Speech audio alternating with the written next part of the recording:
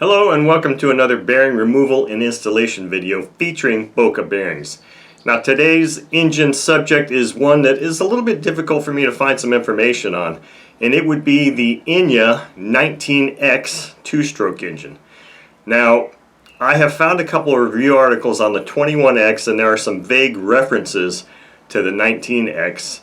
The 21X is actually a two-piece head type of construction that actually has more or less what they would call an ABC construction. It doesn't have a traditional sleeve, but the inside of the head is actually aluminum coated with chrome with an aluminum piston. That's the 21X, but the vague reference I saw about a 19X kind of made it sound like it might be slightly different construction with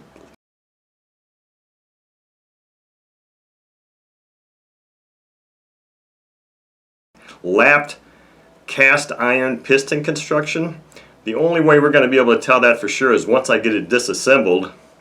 I'll just be able to put a magnet on it and see. So with that said, let's go to the table and look at this engine prior to me disassembling it, and I can show you some of the interesting features of it.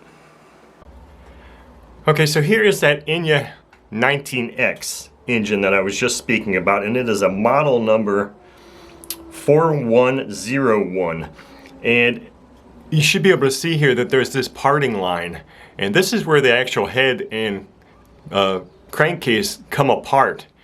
And like I said, should not be a traditional metal sleeve in there. I believe the interior of the head itself is coated with chrome, but like I said, there was a strange vague reference to this engine maybe not having that type of construction. But let's go straight to getting this thing disassembled, and then I'll come back and show you when I've got the head and the rear cover off and the carb off, how it's really constructed, and then we'll proceed with the bearing removal and replacement. Okay, so here is the disassembled Enya 19X ready to have the bearings removed and replaced. And here's what I was talking about with that large head section here. And this does have a sleeve in it, so this does differ. The 19X does differ from the 21X in that I don't believe the 21X had a sleeve, because they were talking about it being the interior being chrome plated. Maybe it did have a sleeve. I don't have one to check, but the review article didn't look like it had a sleeve. But so you've got these really long head screws that attach this headpiece into the main crankcase. And as you can see here, I've got the gasket taped to a piece of paper because the gasket came off and it was broken. So now I'm going to have my buddy at ICBIM Products make a gasket for this engine, or at least see if he's got one for that engine. So I had to do that. So yes, this is not the ABC style. It is a cast iron piston. I've got a magnet on the end of this, and you can see right here that yes, that is a cast iron piston. So this is still the old Enya style construction with a cast iron piston. It's a lapped piston. So that is the construction technology or construction methodology of this engine. Now I'm just going to go ahead, and these bearings are very rough. I'm going to go ahead and just pop these bearings out, and we will do our traditional bearing removal and replacement. Okay, so I am ready to remove some bearings out of this small little Enya 19X crankcase.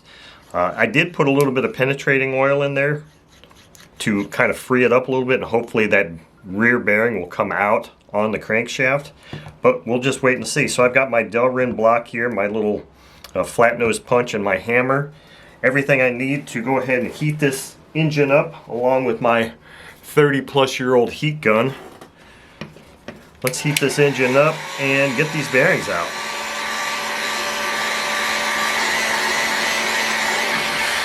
Okay, that's a rather small crankcase. It should be warm. Let's just... oh yeah, that's warm enough.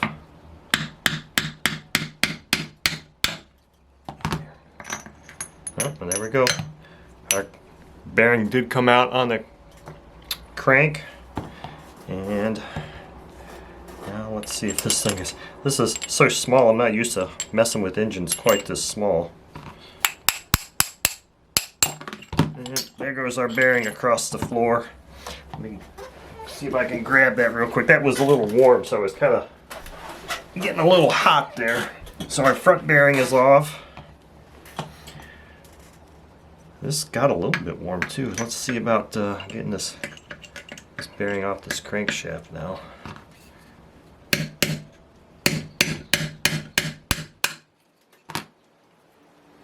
Can I just pull it the rest of the way off? No, that's not good. I don't want to do that.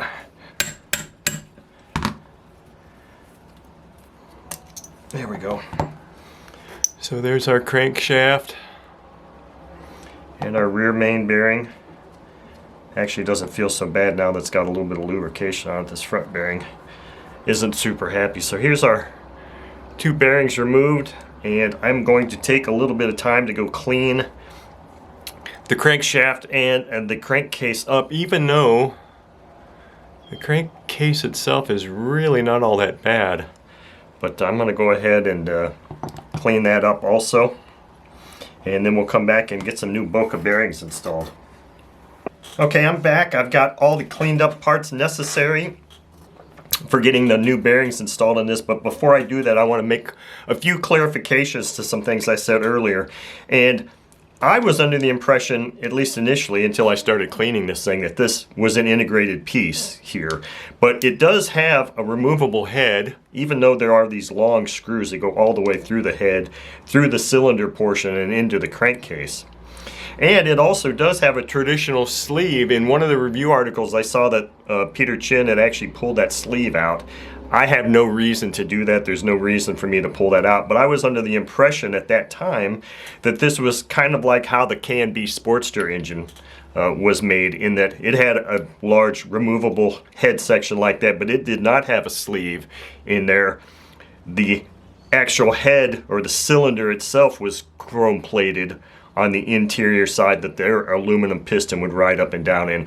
I thought that that's what this was originally, initially at least, but no, that's not the case at all. So, with all that said, let me move those things apart. The only thing I've got left to do now is, since this gasket broke, and I do not see this listed on the laser site or the ICBIM product site, they have the gaskets for the rear cover, but not this particular one. So now I've got to sit and make a dimension drawing of this. I had to put tape over this just to hold it in place. That was rather tricky to do, to make sure, because this whole section was broken out. I had to lay them together and then quickly throw a piece of tape over the top of it like that to hold it all in place so I could get some good copies of it, scans, and then I'll have to make a drawing of it too.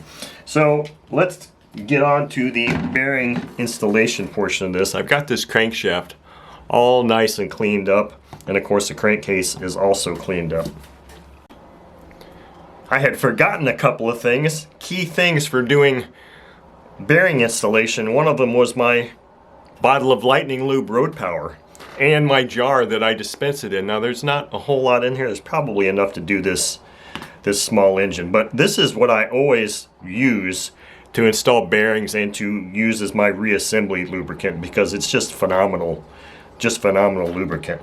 So let's get on to what these bearings are, and then I'll lubricate these parts up and we'll get these bearings installed. So the Boca bearing kit number is an ENK-004.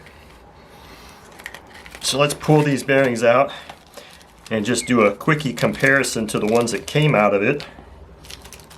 We'll get the shields off in the locations that need to come off. So the rear one is fully shielded, as both of these are. Here we are open, and then front side is closed, rear side is open. So let's go ahead and prep these bearings for removal, or installation I should say.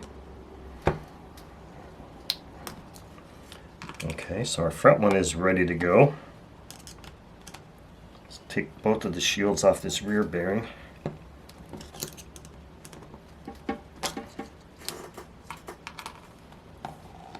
So it'll be exactly like the ones that just came out of it. So there we go. So I don't think I'm going to need these anymore. I'll set those off to the side. We'll start lubricating these parts up.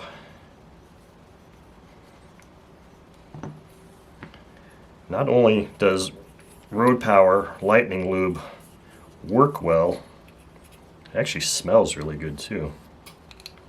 At least I really like the aroma of it. Let's see, did I get enough lubrication down in there? So this is a pretty small crankshaft, crankcase. It shouldn't take a whole lot of heat.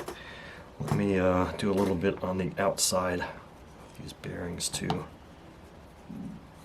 So as always, I like to get my rear bearing installed on the crankshaft. Hopefully it'll want to just slip over there.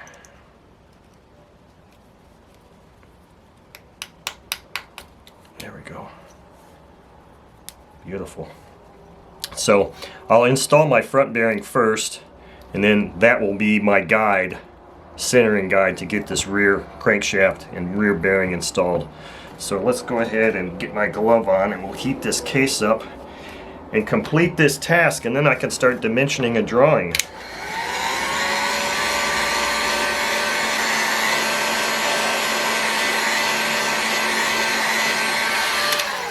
That should be more than enough.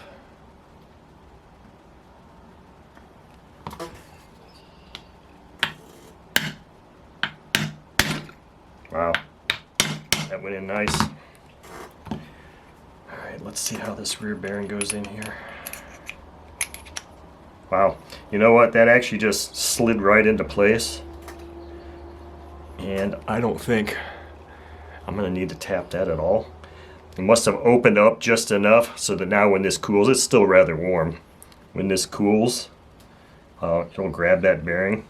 So I think we're done here. I mean, I'm really not even going to put a tap on this at all, just because of the fact that I can tell this is fully seated, and I can completely see the intake port on the crankshaft rotating through there. So that was probably one of the easier bearing installations I've had in a long time.